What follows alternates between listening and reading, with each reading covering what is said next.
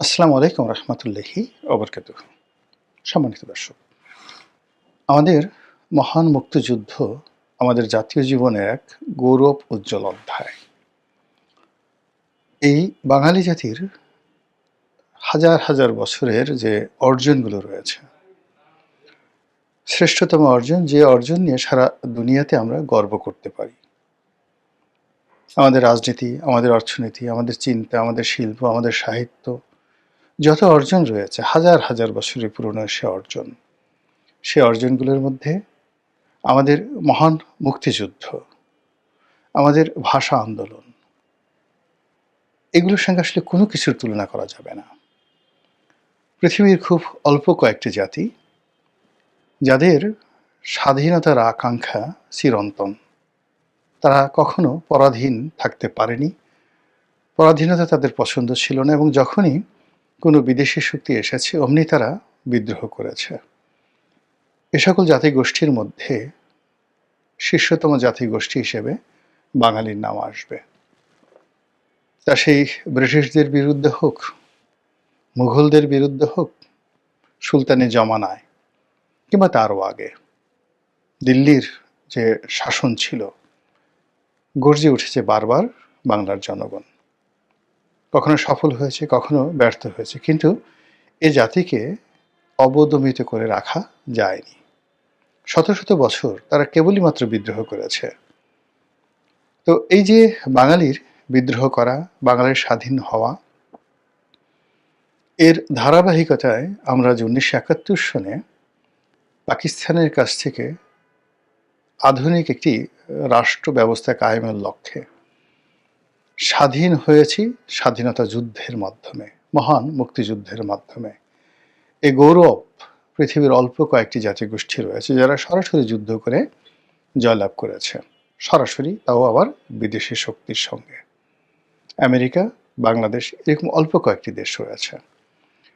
তো আমাদের সেই মহান মুক্তিযুদ্ধের মহান উপাখ্যান এবং এই মুক্তিযুদ্ধে যারা নেতৃত্ব দিয়েছেন এবং এই মুক্তিযুদ্ধে যারা সহযোগিতা করেছেন, দেশে এবং দেশের বাইরের নানা রকম সাহায্যকারী শক্তি, তারা এই জমিনের সবচেয়ে শ্রেষ্ঠতম সম্মানিত ব্যক্তি বা সম্মানিত রাষ্ট্ররূপে গণ্য হওয়ার কথা। কিন্তু আমাদের সমাজের কিছু মানুষের ধড়িবাজি, কিছু মানুষের বেনিয়াগিরি, কিছু মানুষের দুর্বৃত্তপনা, জ্ঞানের অভাব এবং ওভার অ্যাক্টিং ইত্যাদি নানা রকম কারণে মুক্তিযুদ্ধের যে গৌরব উজ্জ্বল ভূমিকা, মুক্তিযুদ্ধের যে গৌরবময় গাথা, কীর্তিগাথা, কিংবা আমাদের মুক্তিযুদ্ধের যে সকল সম্পদ, সহায়, ইতিহাস, ঐতিহ্য, কিংবা আমাদের বীর মুক্তিযোদ্ধাদের সেই যে চিত্রপট, তাদের বীরত্বের কাহিনী, এগুলো আমরা ধারণ করতে পারিনি।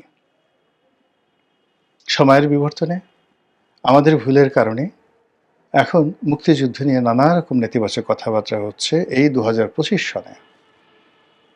আর মুক্তিযোদ্ধাদেরকে অনেকে গালিগালাজ করার চেষ্টা করছে।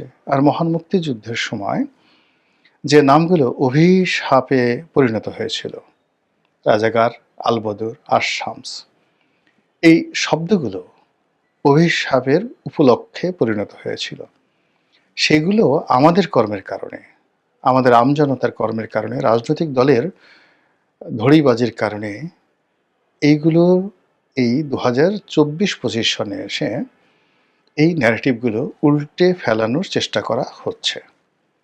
আমাদের যে বিপ্লব হলো, 2024 সনে যে বিপ্লব হলো, সেই বিপ্লবের অন্যতম একটি স্লোগান ছিল, তুমি কে আমি কে, রাজাকার রাজাকার। মুক্তিযুদ্ধ এবং মুক্তিযোদ্ধাদের প্রতি মানুষ কতটা বিরক্ত হলে, কতটা বিক্ষুব্ধ হলে নিজেদেরকে মুক্তিযুদ্ধের বিপরীত শক্তি, ভিলেন যারা ছিল মুক্তিযুদ্ধের, সেই ভিলেনের উত্তরাধিকারী রূপে দাবি করতে পারে। এই ঘটনায় কিন্তু এই জুলাই আগস্ট বিপ্লবে ঘটেছিল। তো এই সকল ঘটনা কেন ঘটলো, আপনি যদি বিচার করেন, আপনি যদি বিশ্লেষণ করেন, তাহলে দেখতে পাবেন যে সেই 1972 সন থেকে মুক্তিযুদ্ধের ইতিহাস বিকৃত করা হয়েছে। যে যে কাজ করেননি তাকে সেই কাজের কৃতিত্ব দেয়া হয়েছে। যার কৃতিত্ব পাওয়ার কথা ছিল, সম্মান এবং মর্যাদার অধিকারী যিনি হবেন, তাকে লাঞ্ছিত করা হয়েছে।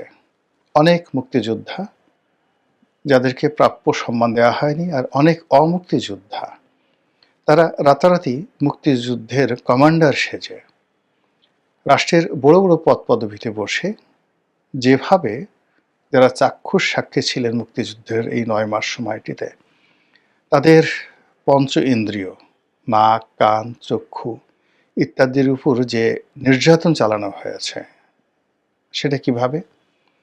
ধরুন, আপনি একজন লোককে দেখলেন যে এই লোক মুক্তিযুদ্ধ করেননি। আপনি দেখলেন যে এই লোক রাজাকার ছিল, আলবদর ছিল, আসাম ছিল, মুসলিম লীগার ছিল, শান্তি বাহিনীর কমিটি ছিল। তো আপনার চোখের সামনে হঠাৎ করে সেই লোক বলল যে আমি মুক্তিযোদ্ধা কমান্ডার ছিলাম। আপনার যেহেতু ক্ষমতা নেই, এই কারণে আপনি সে দৃশ্য দেখলেন, কিন্তু আপনি প্রতিবাদ করতে পারলেন না। কিন্তু আপনার অন্তরের অন্তঃস্থলে এক ধরনের বেদনা, এক ধরনের হতাশা, এক ধরনের ক্ষোভ তৈরি হয়ে যাবে। এর ফলে আপনি অনেক সময় নিজে বিভ্রান্ত হবেন, বিক্ষুব্ধ হবেন এবং খিস্তি খাও করতে থাকবেন, যেটি ১৯৭২ সন থেকে আমাদের দেশে শুরু হয়ে গিয়েছিল। পরবর্তীতে এই মুক্তিযুদ্ধ নিয়ে নানা রকম ন্যারেটিভ তৈরি করা হয়েছে। নানা মিথ্যা গল্প, মিথ্যা কাহিনী, মিথ্যা ইতিহাস রচনায় হাত দেওয়া হয়েছে এবং মুক্তিযুদ্ধকে পুঁজি করে রাজনীতির ক্ষমতা এবং রাষ্ট্রনৈতিক ক্ষমতা কুক্ষিগত করার জন্য একটা বিরাট চক্র। তারা তাদের যে আত্মমর্যাদা, এই জাতির ইতিহাস ও ঐতিহ্য সবকিছু বিসর্জন দিয়ে সাধারণ মানুষদেরকে বিভ্রান্ত করেছে এবং মুক্তিযুদ্ধের নামে কিংবা মুক্তিযোদ্ধার নামে অনেক বড় বড় অপকর্ম, জাতিসত্তার অপমান এবং আমাদের পুরো রাষ্ট্র ব্যবস্থাকে যেভাবে হুমকির মুখে ফেলে দেওয়া হয়েছে, ফলে অনেকের কাছে এই মুক্তিযুদ্ধের ইতিহাস নিয়ে কারো কারো আবেগ, কারো কারো মায়াকান্না, এটা অনেকটা কুমির আশ্রুর মতো মনে হয়েছে। কুমিরের চোখ দিয়ে যখন অশ্রু পড়ে, সাধারণত কুমিরের চোখ দিয়ে অশ্রু বা চোখের জল পড়া দৃশ্য আমরা কেউ দেখিনি। এটা খুবই একটা নিষ্ঠুর প্রাণী, সবসময় পানির মধ্যে থাকে। এর চোখ দিয়ে পানি পড়লো বা না পড়লো পানির সঙ্গে মিশে যায়। এর জন্য এটাকে অনেক সময় কুমির আশ্রু বা কুম্ভীর আশ্রু এটা বলা হয়। কুমিরের চোখে পানি। নিষ্ঠুর একটা ব্যক্তি যখন কান্নার অভিনয় করে, তখন তাকে কুম্ভীরাশ্রু বা কুমিরাশ্রু বলা হয়। তো সেই দিক থেকে আমাদের যে মুক্তিযুদ্ধ, সেই মুক্তিযুদ্ধ ১৯৭১ থেকে আজ অবধি সত্যিকার অর্থে মুক্তিযুদ্ধের ইতিহাস, ঐতিহ্য, সাহিত্য, সংস্কৃতি, চলচ্চিত্র, গান, নাটক, কবিতা, এগুলো যারা রচনা করেছেন তাদের প্রসঙ্গ আলাদা। এটা একটা ন্যারেটিভ। কিন্তু রাষ্ট্র ক্ষমতা ব্যবহার করে, মুক্তিযুদ্ধ নাম ব্যবহার করে, মুক্তিযোদ্ধাদের নাম ব্যবহার করে আমাদের রাজনৈতিক দলগুলো বিভিন্ন সময় যে তাদের তকদির হাসিল করার চেষ্টা করেছে, তাদের পকেট ভারী করার চেষ্টা করেছে, রাষ্ট্র ক্ষমতা দখল করার চেষ্টা করেছে, মানুষের মধ্যে একটা আবেগ তৈরি করার চেষ্টা করেছে এবং রীতিমতো এটাকে একটা রীতিমতো ব্যবসা বানানোর চেষ্টা করেছে।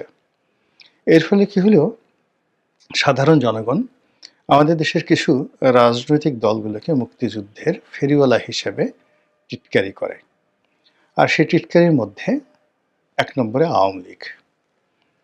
বলা হয় যে আপনি যদি রাজাকার হন বা যত বড় রাজাকার হন, আপনি আওয়ামী লীগে যদি যোগদান করেন, আওয়ামী লীগের মেশিনের মধ্যে ঢোকার সঙ্গে সঙ্গে আপনি মুক্তিযোদ্ধা হয়ে বের হয়ে যাবেন। তো এই যে এই কথাগুলো একসময় প্রয়াত সালাউদ্দিন কাদের চৌধুরী সাহেব বলে গেছেন যে আওয়ামী লীগের একখান যন্ত্র আছে, সেই যন্ত্রের মধ্যে রাজাকার ঢোকার সঙ্গে সঙ্গে সেখানে দিয়ে মুক্তিযোদ্ধা বের হয়। ভালো কথা। এবং একথা আওয়ামী লীগ অন্তঃস্থল থেকে বা বুকে হাত দিয়ে অস্বীকার করতে পারবে না। এর কারণ হলো ইতিহাসের অনেক সন্ধিক্ষণে তারা এই কাজটি করেছে। জেনে হোক, অজেনে হোক, বুঝে হোক, না বুঝে হোক, ইচ্ছায় হোক, অনিচ্ছায় হোক, তারা এই কাজটি করেছে। রাজাকারদের পুনর্বাসন করা, মুসলিম লীগারদেরকে পুনর্বাসন করা, এটা বঙ্গবন্ধুর জমানাতেই হয়েছে। অনেকে এটাকে উদারতা বলার চেষ্টা করছেন, অনেকে মাহাত্ম্য বলার চেষ্টা করছেন, অনেকে এটিকে রিকনসিলিয়েশন বলার চেষ্টা করছেন। কিন্তু বাস্তবতা হলো যে এই কাজগুলো বঙ্গবন্ধু করেছেন বা করতে বাধ্য হয়েছেন দলের মধ্যে বঙ্গবন্ধুর ঘনিষ্ঠ কিছু মানুষের দ্বিচারিতার কারণে। যেমন ধরুন, একজনের নাম করিম, আওয়ামী লীগ করে। করিমের ভাই রহিম বিখ্যাত এবং কুখ্যাত রাজাকার, তাকে ধরা হলো। এখন যিনি আওয়ামী লীগ করেন তিনি সরাসরি বঙ্গবন্ধুর কাছে চলে এলেন, আমার ভাই এটা করেছে ওটা করেছে বলে কান্নাকাটি করে বঙ্গবন্ধুর কাছ থেকে একটা আদেশনামা নিয়ে ভাইকে মুক্ত করে ফেললেন। এরকম শত শত হাজার হাজার ঘটনা ঘটে গেছে।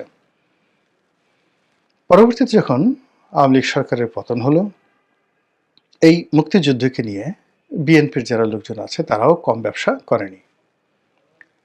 স্বয়ং প্রেসিডেন্ট জিয়াউর রহমান তিনিও মুক্তিযোদ্ধাদেরকে তার দলে ভিড়ানোর প্রাণান্ত চেষ্টা করেছেন এবং তিনি নিজে মুক্তিযোদ্ধা হওয়া সত্ত্বেও তার সরকারে মুসলিম লীগ, আলবদর, আশামস, জামাত থেকে শুরু করে যত ঘরানার লোক আছে সবাইকে তিনি আশ্রয় দিয়েছেন।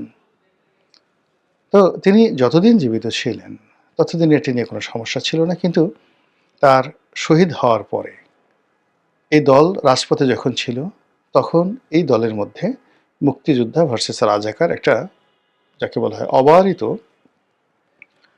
মেলামেশার সুযোগ মানে না হয়ে বরং এটা রেষারেষি শুরু হয়েছে।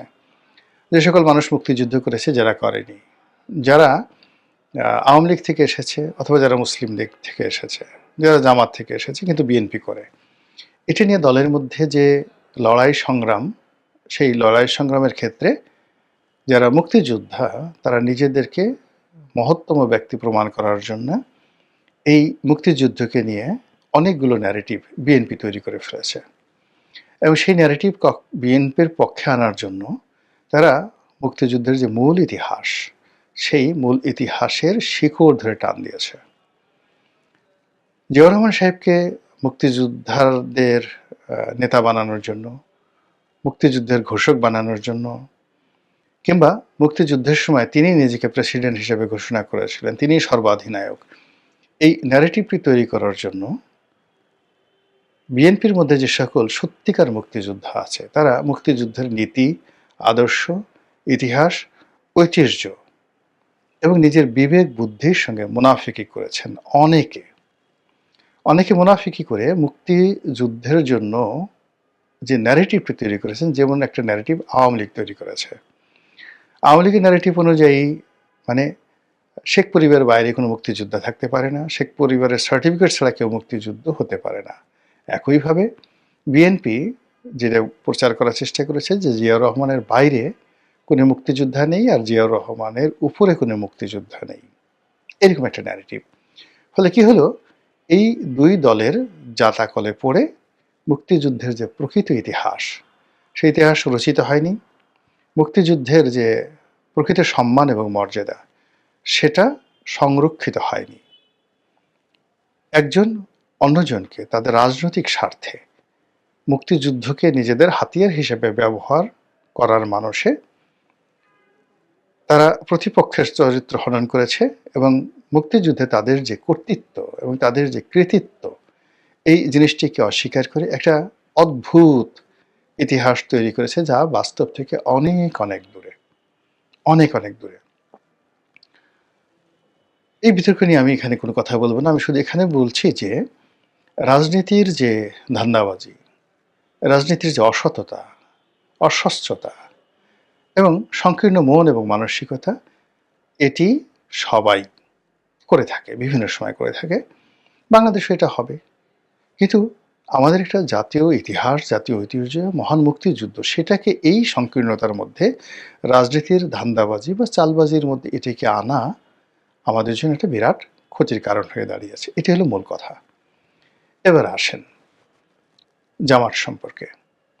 জামাতকে সবসময়ই বিএনপি এবং আওয়ামী লীগ যখনই সুযোগ পেয়েছে তারা ব্যবহার করেছে। 1971 সনেও জামাতকে ব্যবহার করা হয়েছে। ৭২, ৭৩, ৭৪ বঙ্গবন্ধুর জমানাতে জামাতকে কিন্তু ব্যবহার করা হয়েছে। এখন সেই কথাগুলো যদি আমি বলতে যাই, অনেকে হয়তো বেজার হবেন। কিন্তু বাস্তবতা হলো যে জামাতকে কিভাবে ব্যবহার করা হয়েছে এই কথা যদি বলতে যাই, তাহলে ওআইসির মেম্বারশিপ বঙ্গবন্ধুর জমানাতে, পাকিস্তানের সঙ্গে কূটনৈতিক সম্পর্ক স্থাপনের চেষ্টা এবং জুলফিকার আলী ভুট্টোর বাংলাদেশ ভ্রমণ, এটাকে মূল্যায়ন করলেই আপনি অনেক কিছু পেয়ে যাবেন। আবার জিয়াউর রহমান সাহেবও তার রাজনীতির যে শুরুটি, সেটি জামাতের হাত ধরে তিনি করেছেন। ওই সময়টাতে মুসলিম লীগ এবং জামাত ছাড়া জিয়াউর রহমান সাহেবের কোনো বন্ধু ছিল না। ধীরে ধীরে তার অনেক বন্ধু হয়েছে, কিন্তু তার প্রাথমিক বন্ধু ছিল জামাত এবং মুসলিম লীগ। তো সেই ক্ষেত্রে জিয়াউর রহমান সাহেব জামাতকে ব্যবহার করেছেন, এরশাদও ব্যবহার করেছেন, 111-এর মঈনুদ্দিন ফখরুদ্দিন ব্যবহার করেছেন। তারা সবাই জামাতকে ব্যবহার করেছেন, তাদের অর্থ, তাদের বুদ্ধি, তাদের নেম ফেম সব কিছু ব্যবহার করেছেন। আর সময় মতো তুই রাজাকার, তুই আলবদর, তুই আর শামস, এই কথা বলে তাদেরকে কদর্যভাবে, উলঙ্গভাবে তাদেরকে ছুঁড়ে ফেলে দিয়েছেন অতীতের সবাই। যখন তাদের প্রয়োজন, তখন জামাতের চেয়ে সৎ কোনো দল নেই, জামাতের চেয়ে ভালো কেউ নেই। আর যখন তাদের প্রয়োজন শেষ, তখনই তারা ধর্ষণকারী, তারা মুক্তিযুদ্ধ বিরোধিতা করে এবং তাদের সঙ্গে মুক্তিযুদ্ধের কোনো সম্পর্ক নেই। ফলে জামাত 1971 থেকে আজ অবধি, মানে তাদের জীবনে যদি সবচেয়ে একটা সুন্দরতম সময় আসে, আনন্দ ঘন সময়, সবচেয়ে মধুরতম সময়। ধরুন একজন জামাত নেতার একটি সন্তান পৃথিবীতে ভূমিষ্ঠ হয়েছে, বা কোনো একটা জামাত নেতা আজকে বিয়ে করতে যাচ্ছেন, ঠিক বাসর ঘরে যাবেন, এরকম একটা উত্তেজনাকর মুহূর্ত। ঠিক এইরকম, বা তিনি খাবার টেবিলে বসছেন, তার প্রিয়তম একজন বন্ধু বা বান্ধবীকে নিয়ে তিনি সবচেয়ে ভালো খাবার খাবেন, বসেছেন ছেলে মেয়ে পরিবার পরিজন সহকারে। ঠিক ওই সময়টাতে তাকে যদি আহত করতে হয়, তাহলে তুই রাজাকার, তুই আলবদর, তুই আসাম, স্বাধীনতা বিরোধী, এই গালিটি যদি তার সামনে উচ্চারণ করা হয় বা তার সামনে লিখে মানে প্রদর্শন করা হয়, তার ঘুম হারাম হয়ে যাবে, জিনা হারাম হয়ে যাবে। তো এই কাজটি বাংলাদেশের সকল রাজনৈতিক দল, গোষ্ঠী, ব্যক্তি, শিল্পী, সাহিত্যিক, সংস্কৃতি, এমনকি রাস্তার যারা ঝাড়ুদার, তারা এই জামাতের বিরুদ্ধে এই জিনিসটি ব্যবহার করেছে। যেহেতু এবারের যে 24-এর গণ আন্দোলন, গণ অভ্যুত্থান, যে যাই বলুক না কেন, এটির মাস্টার মাইন্ড জামাত। এই পুরো জিনিসটি ঘটিয়েছে জামাত, এবং গত 17 মাসে যেভাবেই হোক না কেন সরকারের উপর, প্রশাসনের উপর, রাষ্ট্রের উপরে জামাতের যে একছত্র আধিপত্য, এটি এখন পর্যন্ত, আজকের দিন পর্যন্ত বহাল আছে। এবং এই সময়টিতে জামাত মনে করছে যে তারা যে ম্যাটিকুলাস ডিজাইনে অভ্যস্ত হয়ে পড়েছে, যেভাবে হাসিনাকে তাড়ানো হয়েছে, যেভাবে একটা গণ অভ্যুত্থান সংগঠিত করা হয়েছে, গণ অভ্যুত্থানের 24 ঘন্টার মধ্যে যেভাবে প্রশাসনের সর্বস্তরে তারা বিজয় লাভ করেছে, যেভাবে ঢাকা বিশ্ববিদ্যালয়, জাহাঙ্গীরনগর বিশ্ববিদ্যালয়, রাজশাহী বিশ্ববিদ্যালয় ছাত্র সংঘতে তারা বিজয়ী হয়েছে, এবং এখানে তারা যে ডিজাইনগুলো করেছে, সে তুলনায় জাতীয় নির্বাচনে বিজয়ী হওয়া, সরকার গঠন করা অনেক ছোট একটা বিষয়। এটা জামাত মনে করে এবং বিশ্বাস করে, এবং সেই অনুযায়ী জামাত চেষ্টা চালিয়ে যাচ্ছে। এবং জামাত যে চেষ্টা চালিয়ে যাচ্ছে, সেটা জামাতের যারা প্রতিপক্ষ, বিএনপি, আওয়ামী লীগ, জাতীয় পার্টি, এখন পর্যন্ত আন্দাজই করতে পারছে না। This is reality. বিএনপি খুব খুশি তারেক রহমান সাহেব আসছে, 300 সিটই তারা পাবেন। তারপর আওয়ামী লীগ অনেক খুশি যে তারা বিদেশে বসে নরেন্দ্র মোদী দাদার হাত ধরে তারা এমন একটা সুন্দর সময় আছেন যে জামাতের বাপের সাধ্য নাই একটা সিট পাওয়ার। এরকম নানা রকম কল্পকাহিনী। কিন্তু জামাত যে কাজগুলো করছে, আপনি সেটি বুঝতে পারবেন যে জামাত একেবারে রাজনৈতিক দলগুলোর যে অহংকার, যে হাতিয়ার, মূল হাতিয়ার মুক্তিযুদ্ধ, ওই জায়গাটাতে জামাত হাত দিয়েছে। প্রথমে মুক্তিযুদ্ধকে অপমান করেছে, পাকিস্তানের জমানাটাকে তারা বৈধ করেছে, পাকিস্তানকে বাংলাদেশের জন্য অপরিহার্য বন্ধু রাষ্ট্র হিসেবে তারা প্রমাণ করে ফেলেছে। ইসলাম এদেশে রাষ্ট্র ধর্ম হবে, এটা অনেক আগেই স্বীকৃত এবং ইসলামের ভিত্তিতে একটা রাষ্ট্র পরিচালনা হবে।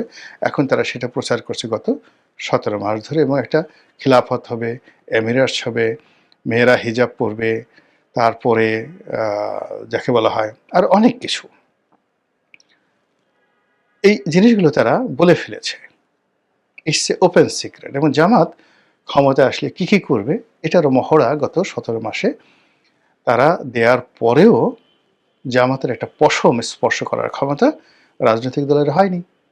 ইট মিনস জামাত সে তার যে আইডিওলজি, তার যে চিন্তা চেতনা, তার যে কর্ম, তার যে ম্যাটিকুলাস ডিজাইন টু মানে যাকে বলে উইন ইন দ্য ইলেকশন, এই ব্যাপারে তারা এখনও শতভাগ দৃঢ়তা রাখে। আমরা যে আমরা যে সকল প্রাক মূল্যায়ন করছি, জরিপ করছি, এটা আমাদের সান্ত্বনার জন্য, কিন্তু জামাতের কৌশলটা আমরা এখন পর্যন্ত আন্দাজ করতে পারছি না। সর্বশেষ তারা কর্নেল ওলির মতো এমিনেন্ট যাকে বলা হয় মুক্তিযোদ্ধা, মেজর আক্তারের মতো একজন মুক্তিযোদ্ধা, এরকম আরও অনেককে তাদের দলে ভিড়িয়ে ফেলেছে। এবং আপনারা দেখবেন যে এই নির্বাচনের তফসিল যদি পেছায়, তাহলে বিএনপির অনেক নেতা যারা মনোনয়ন বঞ্চিত হয়েছেন কিংবা যারা স্বতন্ত্র দাঁড়িয়েছেন, তারা অনেকে জামাতের প্রার্থী হবেন। এবং সেক্ষেত্রে এই যে মুক্তিযুদ্ধ নিয়ে যে ব্যবসা রাজনৈতিক দলগুলো করতেন, সেখানে জামাতও ভাগ বসালো। এবং আগামীতে যদি জামাত দাবি করে বসে যে বিএনপির চাইতে, আওয়ামী লীগের চাইতে জামাতে মুক্তিযোদ্ধা অথবা মুক্তিযুদ্ধপন্থী পরিবারগুলোর সদস্যের সংখ্যা বেশি, তাহলে আমি অন্তত অবাক হব না। মহান আল্লাহ আমাদের সবাইকে হেদায়েত দান করুন এবং হেফাজত করুন। আসসালামু আলাইকুম ওয়া রাহমাতুল্লাহি ওয়া বারাকাতুহু।